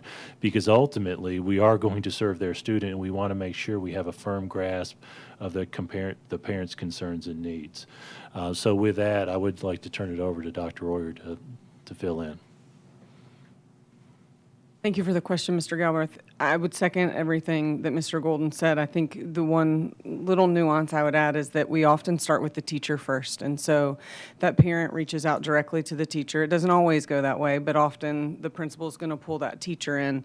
And there's a lot of listening that takes place. Tell me exactly what the concerns are. Where are you concerned? It often includes going into the resources and not just looking at the book that is being questioned, in our case, the text that's being questioned, but really looking at how the text is being taught and getting into the teacher manual and talking about what's it look like on the day-to-day basis. And what we have found in the buildings, and truly most of the time the conversations end there. We certainly are aware of them in our office or in the TLA office with Dr. Allen, but often the principals and the teachers are able to just roll up the sleeves and listen to the parents. And if the concern starts this wide, often we're able to get it back in terms of keeping the kid in the classroom. Our most important goal is to keep the student in the classroom with the teacher and with their peers. And so, again, often the conversations are starting with the concerns, listening to what they are, getting into the text and getting into exactly what's being taught, And hopefully, if the parent continues to feel concerned about the text or what the lessons are related to the text, that we're able to minimize the amount of time that the student is out of the classroom. And that has happened very consistently this year. I can think of a few conversations where someone from our office or from Dr. Allen's office are invited in to continue that conversation with the parents because of the depth of the concern, or not the depth, but really the breadth, right? How much there is concern about. But even in those conversations, we're able to figure out what the goal is of the text, what the goal is of that unit or module, and how quickly we can get the student back into the classroom. Does that help? No, it does. I mean, so this is and I'm struggling to find it in the policy as far as talking to the teacher or principal, but it is it seems like a critical part of the process when the goal is let's create the best educational environment for our kids. Let's partner with our parents. When there's a disagreement, we come together and we talk about it first before, and hopefully, and I think we can resolve a lot of issues that way before we take it to the next step of filing a formal complaint and initiating this process that potentially kind of impacts everybody. And so, if I may, to give a complete answer, I do want to invite Dr. Webb, because sometimes the complexity of the content is very different at the secondary schools as well. If there's anything she'd like to add. I'll share that the process is the same. The complexity is the difference. The conversation, again, begins with the parent reaching directly out to the classroom teacher. And as Dr. Orier indicated, oftentimes the teacher is able to address the concern.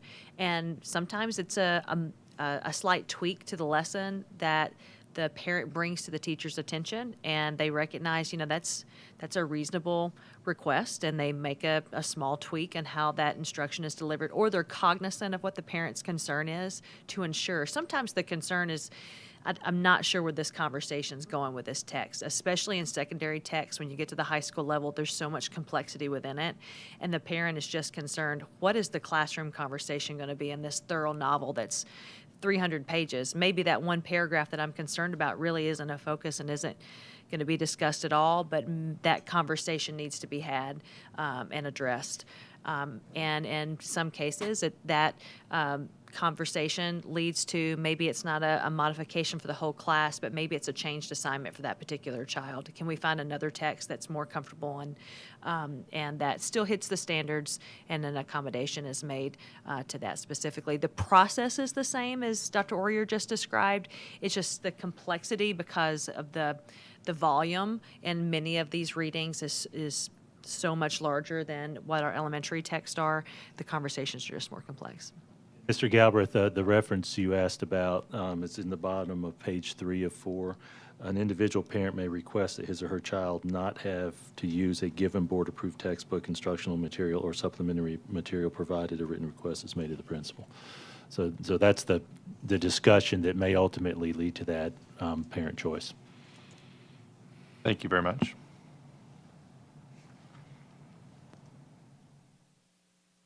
Okay, so we don't have any more board members on the floor for discussion. I think we are to a place where we can cast our vote after we hear from Mr. Golden on what his recommendations are. Thank you, Madam Chair. Based on all discussion, I do not recommend approval of this amendment. Certainly respect that, and we'll ultimately go either way, but I do not recommend this.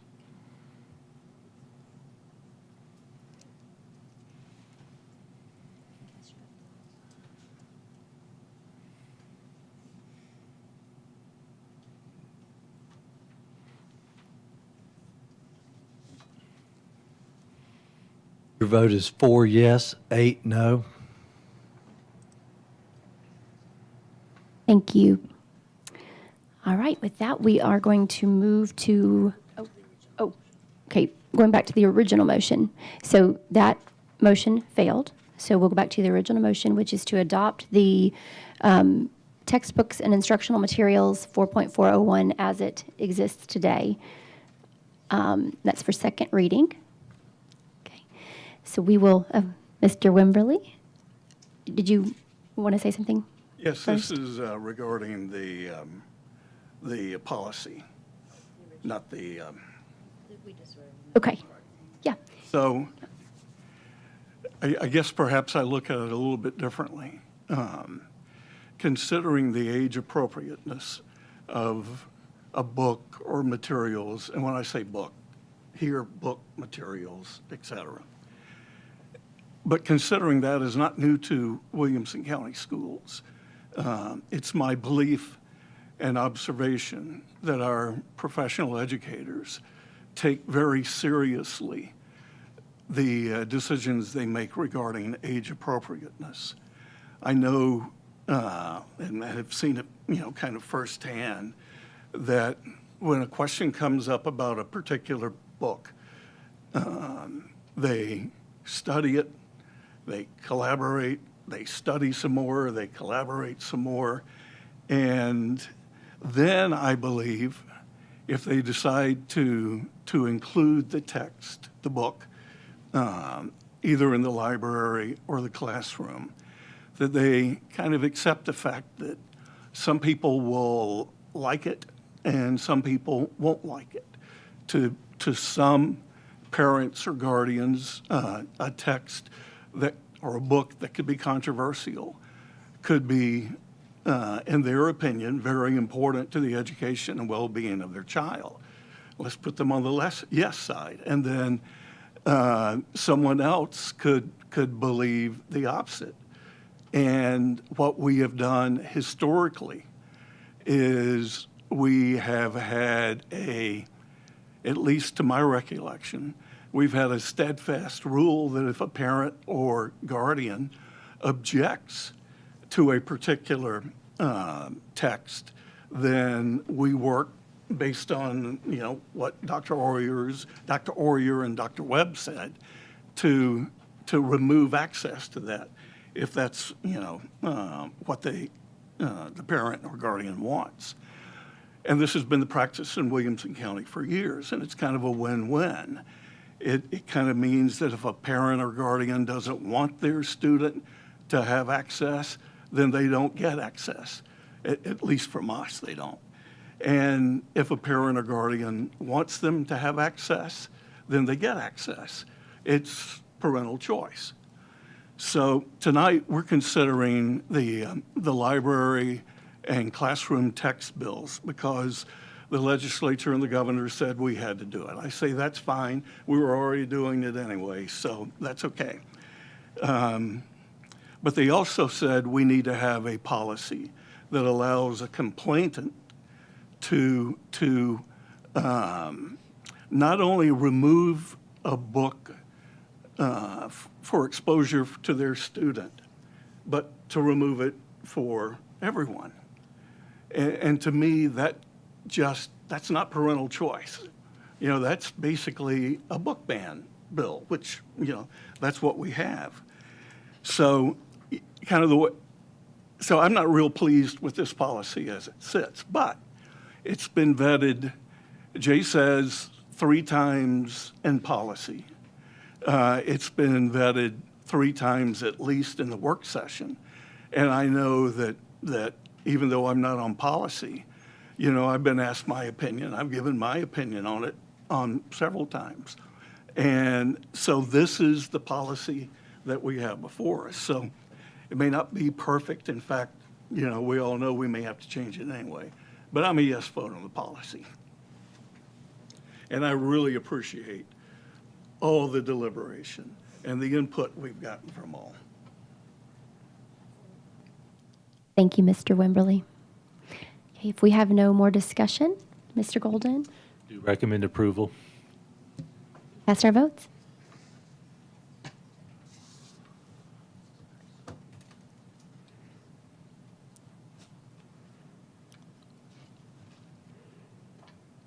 Your vote is 10 yes, 2 no. Thank you. All right, we're going to move to the next item on the agenda, which is 4.403 library materials. Thank you, Madam Chair. Likewise, the library materials policy is separated from the textbook instructional materials. I do want to point out one piece of this that hasn't been discussed in detail. The library policy, the reconsideration policy now, based on the state law, and I'm looking to Ms. Osbrooks to double check me, includes that you are the decision maker. Our existing policy names you as an appellate body. In other words, the committee makes a decision and then it can be appealed to you. So this policy removes that and ultimately makes the committee process a recommendation to you, which means that any request to remove a library book must be voted on by you. So with that, certainly, Ms. Osbrooks. That is correct, and I will remind board members, this policy will come back because after December 1st, there will also be an appeal. We're awaiting that guidance. But yes, this is different than the policy you just voted on. You are the final decision maker absent an appeal on library books and materials. Ms. Osbrooks, since you mentioned an appeal, just for clarity's purposes, I want to make sure that we explain when you say there will be an appeal. As I understand it, the Tennessee, I'm calling them the Textbook Commission, but they do have a much longer name, and you mentioned it earlier. The committee, it's actually called the Textbook and Instructional Materials Quality Commission, is to give assistance to school boards to establish an appeal process for those who wish the board to reconsider a decision they made to remove a book. Correct. And that's the appeal you're talking about. That is correct. Not what you have traditionally done with a decision to reconsider a request, but actually ultimately your decision to remove it, which is another layer. So with that, do recommend the policy for this purpose tonight. Do we have a motion? Mr. Ha? A second? Mr. Mitchell? Any discussion? Okay, we can move to vote.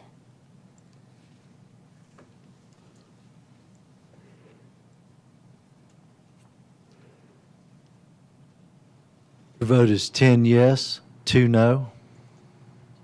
Thank you. All right. Next items on the agenda are approval of board policies for deletion, second reading. These were contingent on the passing of the other two. Thank you, Madam Chair. Item 8A, 4.400 instructional materials. The content of that has been incorporated into the two policies you just passed. Based on that, we do recommend that you delete this policy. Do I have a motion? Mr. Ha? Second? Mr. Mitchell? Any discussion? All right, let's cast our votes.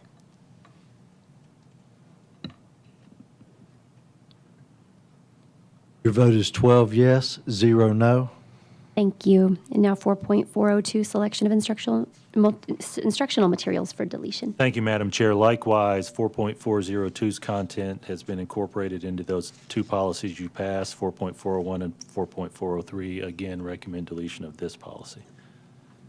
Have a motion? Mr. Welch? Mr. Mitchell, thank you. Any discussion? All right, let's cast our votes.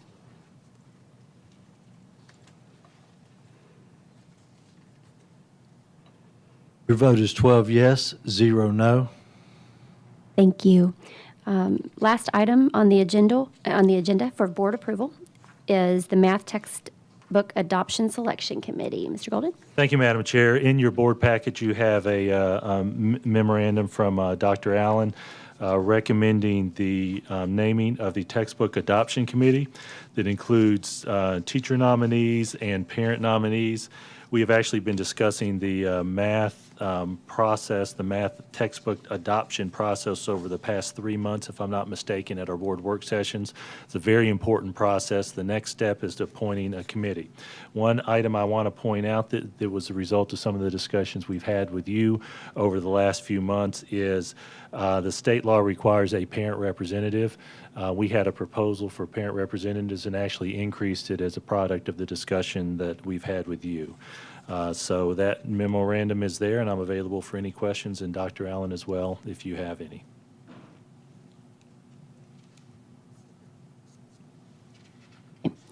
All right, look for motions. Do we have a motion for approval? Mr. Mitchell, and thank you. Mr. Wimberly seconds. Any discussion? Okay. All right, let's move to vote. Recommend approval.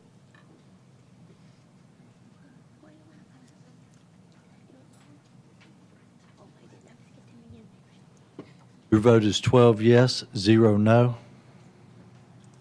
Thank you. And we have successfully gotten through the entire agenda. Thank you, board, and Mr. Golden and staff. And with that, we can adjourn the meeting. Thank you. Thank you.